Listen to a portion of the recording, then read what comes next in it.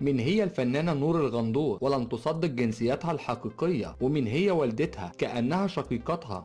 7 معلومات عن الممثلة نور الغندور. أبهرت الفنانة نور الغندور أنظار متابعيها من خلال صور شاركتها عبر حسابها الخاص ظهرت فيها بإطلالة أنوثية جذابة في أحدث ظهور لها في العاصمة الفرنسية باريس. وتتواجد الفنانة الشهيرة في باريس لحضور عرض أزياء المصمم اللبناني العالمي إيلي صعب. كما تفاعل متابعيها وجمهور نور الغندور مع الصور بشكل لافت، وجاءت التعليقات كالتالي: ما شاء الله جمالك.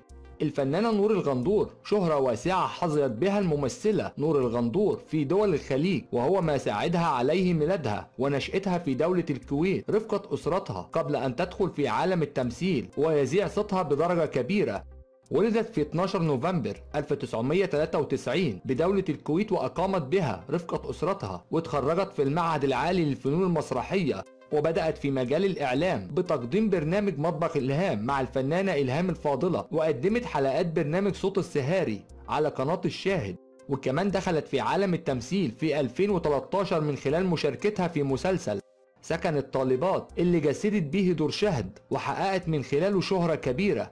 وكمان شاركت في العديد من الأعمال الدرامية، وكان منها مسلسل البيت السعيد وجار القمر وأول الصبح. كما حظت الأعمال الفنية للممثلة نور الغندور بنجاح كبير خلال السنوات الأخيرة، حتى أصبحت نجم الدول الخليج الأولى، وكمان بينتظر الجمهور أعمالها الجديدة بقلوب متشوقة.